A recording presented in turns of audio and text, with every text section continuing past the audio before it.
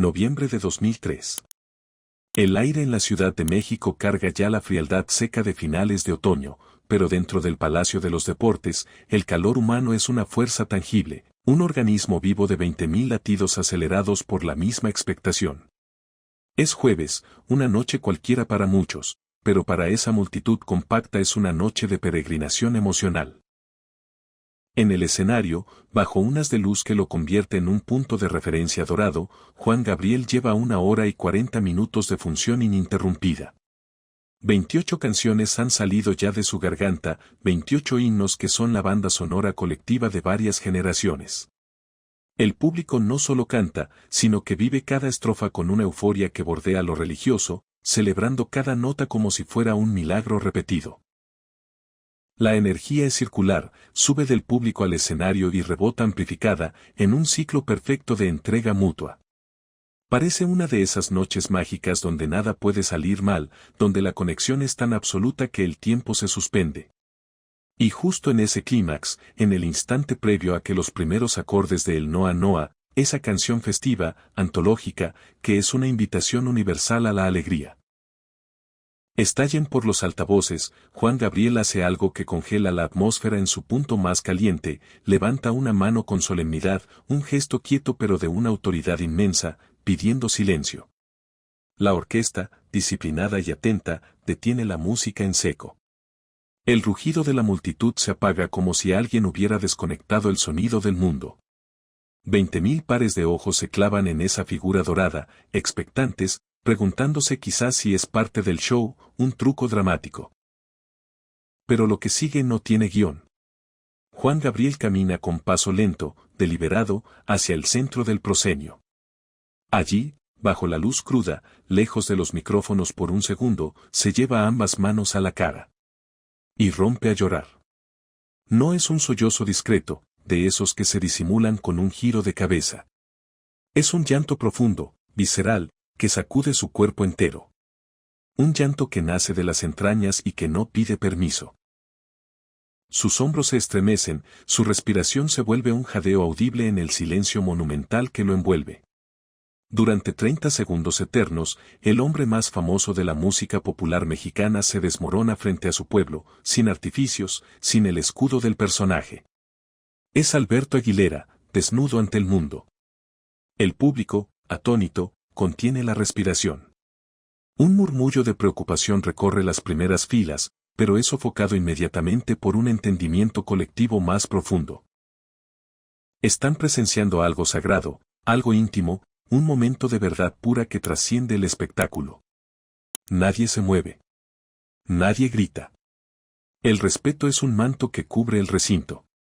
Y entonces, cuando logra bajar las manos, mostrando un rostro marcado por el río negro del rímel y los ojos inyectados en una vulnerabilidad desgarradora, Juan Gabriel habla. Su voz llega quebrada, un hilo de sonido cargado de una emoción que la amplificación no puede suavizar.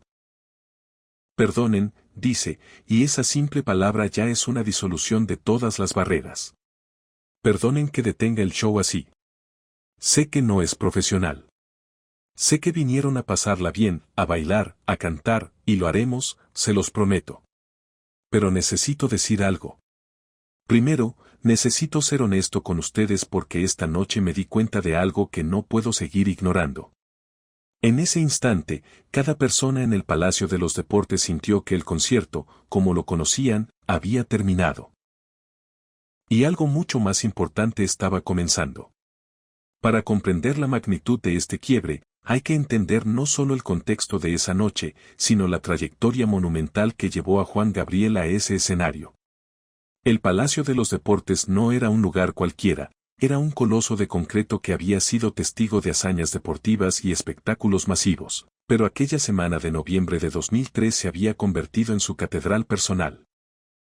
Era la cuarta de 8 presentaciones consecutivas, una maratón artística sin precedentes. 8 noches, más de 160.000 boletos vendidos, una demostración de poderío comercial y de amor popular que pocos artistas en el mundo podían igualar. Juan Gabriel tenía 53 años, una edad donde muchos artistas ven declinar su vigor, pero él parecía más fuerte que nunca. Su voz, ese instrumento único y reconocible entre millones, conservaba su potencia y su dulzura. Su energía en el escenario era la de un joven de 20 años, incansable, entregándose en cada canción como si fuera la última. Vestía un traje dorado integral que lo hacía parecer una deidad prehispánica moderna, un sol humano que irradiaba luz propia. Había construido, canción a canción, un contrato de confianza absoluta con su público. Ellos le daban su fe, él les daba la banda sonora de sus vidas, amores, desamores, alegrías, traiciones, esperanzas. Era un intercambio perfecto, o al menos así parecía desde afuera. El concierto había comenzado a las 9 de la noche con la precisión de un reloj suizo. A las 11, después de casi 30 éxitos cantados sin pausa, la comunión era total. El artista y su audiencia eran uno. Había interpretado siempre en mi mente con una ternura que hizo llorar a miles, y los aplausos que siguieron fueron un trueno prolongado de agradecimiento. Él sonreía, saludaba, bebía un sorbo de agua. Todo fluía. La orquesta entonces atacó los alegres y reconocibles primeros compases de El Noa Noa. La multitud, en un acto reflejo, comenzó a aplaudir al ritmo, lista para el clímax festivo. Pero Juan Gabriel se quedó inmóvil. El micrófono pesaba en su mano. Sus ojos, en lugar de brillar con la alegría contagiosa de la canción, se volvieron serios, profundos, perdidos. Recorrieron lentamente la inmensidad del palacio, de la galería más alta al piso de abajo, de izquierda a derecha. Parecía estar buscando algo, o quizás, reconociendo algo por primera vez. Pasaron 5, 10, 15 segundos de una tensión deliciosa y extraña. La banda seguía tocando el riff, esperando la entrada vocal que nunca llegaba. Fue entonces cuando alzó la mano. El silencio cayó de nuevo. Y después, el llanto. Aquel llanto que partió en dos la carrera de un ídolo y la percepción de su público. ¿Qué fue lo que vio Juan Gabriel en esos segundos de silencio mientras 20.000 almas esperaban su voz? No fue algo en el público, sino algo dentro de sí mismo que, reflejado en la expectativa de esos miles de rostros, se hizo imposible de ignorar. Tras su llanto y su primera petición de perdón, hizo un movimiento que rompió con todo protocolo escénico, caminó hacia el borde del escenario y se sentó, con las piernas colgando hacia el vacío, como un niño en un muelle. Era la postura más vulnerable que podía adoptar, eliminando cualquier jerarquía. Ya no era el ídolo en un pedestal, era un hombre cansado que necesitaba hablar con sus iguales. Llevo 30 años haciendo esto, comenzó, su voz ganando un hilo de firmeza. 30 años cantando, grabando discos, llenando estadios. He tenido más éxito del que jamás soñé. Premios, viajes por el mundo, personas increíbles, una vida que muchos solo imaginan. Hizo una pausa, limpiándose los ojos con el dorso de la mano, un gesto mundano que lo humanizaba aún más. Pero esta noche, mientras cantaba, mientras los veía a todos ustedes cantando conmigo, me di cuenta de algo. Me di cuenta de que he pasado 30 años corriendo. Corriendo de un concierto a otro, de una ciudad a otra, de un país a otro. Corriendo sin parar. Y en esa carrera, me perdí a mí mismo. La confesión, sencilla en su formulación, era atroz en su significado. El ídolo confesaba que el éxito había sido, también, una máquina de despersonalización. El público permanecía en un silencio respetuoso, aunque ahora cargado de una empatía palpable. Algunos ya lloraban en sus asientos, sintiendo el peso de una honestidad que no esperaban. Yo canto sobre amor, continuó, profundizando en la paradoja central de su existencia. Escribo sobre amor, sobre relaciones, sobre conexión, sobre intimidad. Pero la verdad que nunca he dicho en público es que yo no tengo eso. No tengo a alguien esperándome en casa. No tengo a alguien con quien compartir mis miedos, mis sueños, esas noches en las que la cabeza no para. Se puso de pie entonces, no con la energía del showman, sino con la fatiga del hombre que carga una revelación. Y sé que es mi culpa. Elegí esta vida. Elegí la carrera, el éxito, elegí estar en el camino más que en un hogar. Y no me arrepiento, he amado cada momento. Pero esta noche vi el precio. Un precio que he estado pagando sin mirarlo. Levantó el micrófono, y su voz se tornó clara, metálica, como un anuncio solemne: el precio es la soledad. El precio es cantar sobre amor para millones, pero no tenerlo en tu vida personal. El precio es hacer felices a otros, y no poder darte esa felicidad a ti mismo de la misma manera. Fue aquí donde transformó su confesión personal en un espejo para todos, y no lo digo para lástima. Lo digo por honestidad. Ustedes me han dado tanto amor, tiempo, atención, y yo les he dado música. Pero hoy quiero darles mi verdad. Esta verdad, este destape emocional sin precedentes, es el núcleo de lo que hizo que esa noche trascendiera. Y si en este momento sientes que esta historia está tocando algo más profundo que el simple relato de un concierto, que está hablando de esos silencios que todos cargamos, ayúdanos a que estas lecciones de humanidad sigan llegando a más personas. Unmaga a este video no es solo un clic, es un voto para que historias con este nivel de profundidad sigan siendo contadas, manteniendo vivo el legado real de artistas como Juan Gabriel, que fue mucho más allá de la música. Ahora, sigamos adentrándonos en lo que ocurrió después de que esas palabras cayeran como una bomba de humildad en el corazón del Palacio de los Deportes. Juan Gabriel respiró hondo, como si el aire mismo fuera medicina. La verdad es que a veces me siento muy solo, admitió, bajando la guardia por completo. A veces termino un concierto, vuelvo al hotel, me siento en la cama y me pregunto, ¿esto es todo? ¿Esta es mi vida? Aplausos, viajes, hoteles. Y luego más de lo mismo. Reconoció la duda que acecha a cualquier ser humano, por exitoso que sea, frente al vacío existencial: he sacrificado mucho por mi carrera y no sé si fue correcto. No sé si cambiaría algo.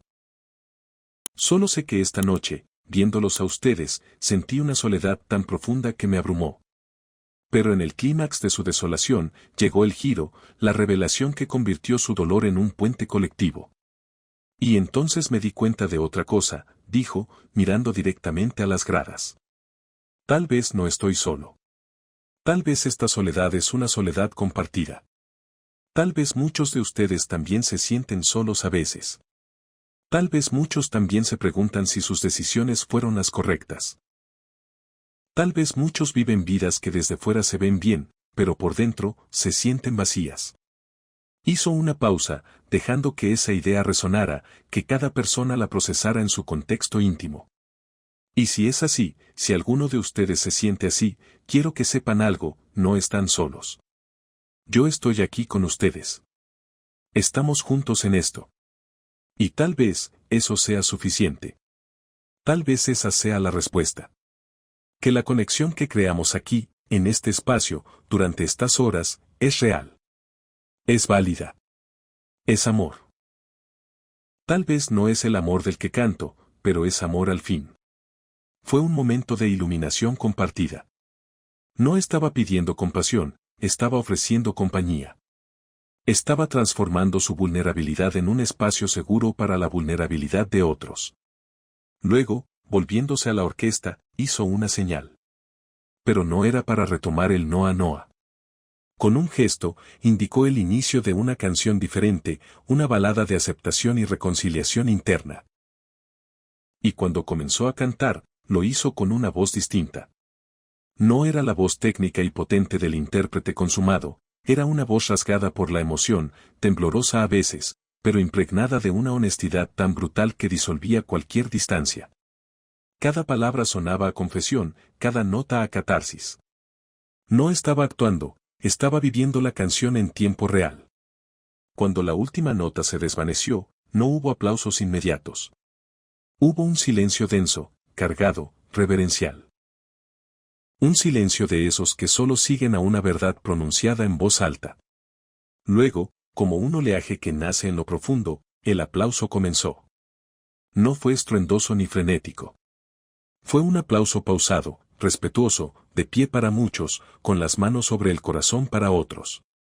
Un aplauso que no decía que bien cantas, sino te entendemos, gracias por decirlo, no estás solo. Juan Gabriel sonrió a través de las lágrimas que no cesaban. Gracias, murmuró al micrófono. Gracias por escucharme. Gracias por estar aquí. Gracias por permitirme ser humano frente a ustedes. El concierto continuó, con 7 canciones más, pero nada volvió a ser igual. Había una intimidad nueva, una corriente de electricidad emocional que unía el escenario con la última fila. El público cantaba con una convicción distinta, como si cada estrofa fuera un abrazo, una forma de devolverle al ídolo el consuelo que él les había ofrecido.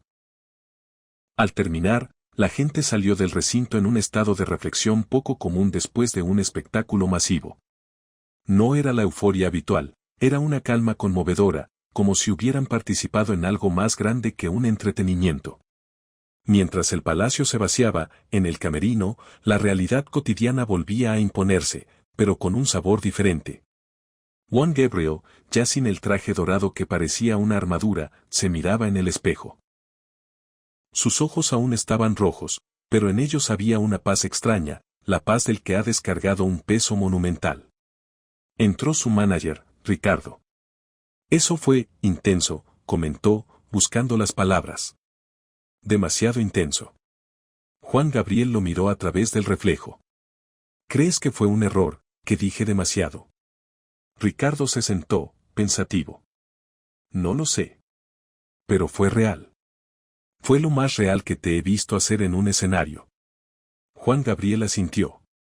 Me sentí expuesto. Vulnerable. Asustado. Pero también liberado. Como si por fin hubiera dicho algo que llevaba años queriendo gritar. ¿Y ahora qué?, preguntó Ricardo, pensando en logística, en las 4 noches restantes, en la gira infinita. Juan Gabriel se volvió a mirarse. Ahora seguimos. Quedan 4 noches aquí, y después, más ciudades, más hoteles, más de lo mismo. Hizo una pausa, y una leve sonrisa asomó. Pero tal vez ahora sea diferente. Tal vez, habiendo dicho la verdad en voz alta, pueda empezar a hacer algo al respecto. ¿Cómo qué?, inquirió Ricardo. No lo sé todavía, admitió Juan Gabriel. Pero algo tiene que cambiar. No puedo seguir viviendo así. No puedo seguir fingiendo que esta soledad no existe. Este diálogo interno, esta decisión de enfrentar su realidad, marca un punto de inflexión no solo en esa noche, sino en la manera en que Juan Gabriel podría haberse relacionado consigo mismo a partir de entonces. Sin embargo, el cambio más profundo y demostrable no ocurrió en el camerino, sino en las gradas ya vacías del propio palacio. Allí, en la penumbra de la sección media, una mujer llamada Andrea permanecía sentada, inmóvil, mucho después de que los últimos espectadores se hubieran ido. Tenía 38 años, era abogada exitosa en una firma importante. Desde fuera, su vida era un catálogo de logros, un departamento en una zona nice, un coche nuevo, ropa de diseñador, viajes ocasionales. El sueño de la clase media profesional hecho realidad. Pero su interior era un paisaje distinto, un silencio amplificado por un divorcio doloroso 3 años atrás, la ausencia de hijos, la falta de una pareja verdadera, y 60 horas de trabajo semanal que no eran solo ambición, sino un refugio contra el vacío de un hogar que no era más que 4 paredes elegantes. Había ido al concierto sola, como un ritual de autocompasión disfrazado de entretenimiento. Un boleto comprado meses antes para obligarse a salir, para intentar sentir algo, lo que fuera, que no fuera la fría eficiencia de su día a día. Y entonces, Juan Gabriel lloró. Y habló. Y cada una de sus palabras resonó en su interior con la fuerza de un diagnóstico preciso. Cuando dijo vidas que desde afuera se ven bien, pero por dentro se sienten vacías, Andrea sintió que le colocaban un espejo frente al alma. No era solo que se identificara. Era que alguien, un desconocido famoso, había articulado con perfección el nudo de dolor que ella ni siquiera se atrevía a nombrar. Un empleado de limpieza se acercó cortésmente. Disculpe, señora, tenemos que cerrar. Andrea parpadeó, volviendo a la realidad. Sí, perdón. Solo, necesitaba un momento. Se levantó y caminó lentamente hacia la salida. Pero antes de cruzar la puerta, se volvió una última vez. El escenario estaba oscuro y vacío, pero ella aún podía sentir el eco de aquella presencia vulnerable.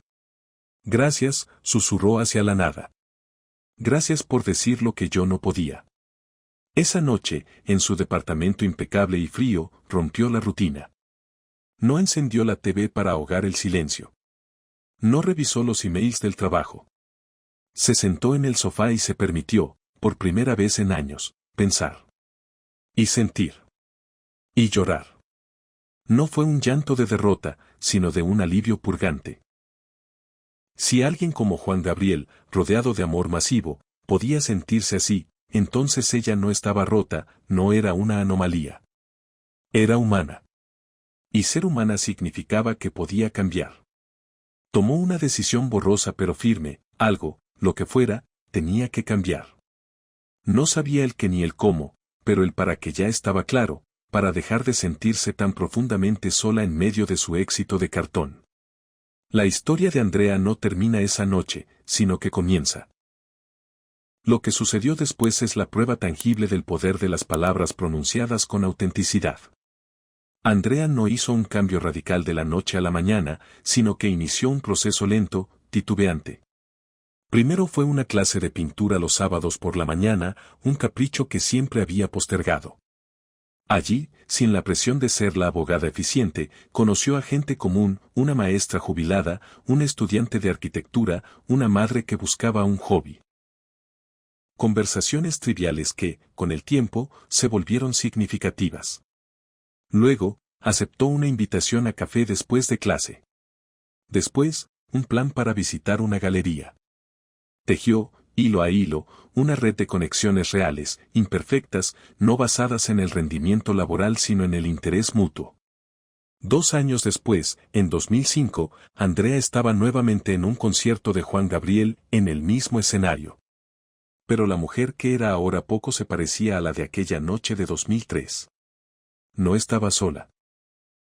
Estaba rodeada de 3 amigos de esa clase de pintura, gente con la que había compartido risas, fracasos artísticos y confidencias. Cuando las luces se apagaron y Juan Gabriel apareció en el escenario, Andrea sintió una oleada de gratitud tan intensa que le llenó los ojos de lágrimas, pero esta vez, no eran de dolor. Miró a sus amigos, sintió el calor de su compañía, y luego miró al hombre que cantaba en la distancia. Él nunca lo sabría, nunca cruzarían una palabra, pero su llanto público, su confesión de fragilidad, había sido el empujón que necesitaba para salir del letargo emocional. Le debía el primer paso.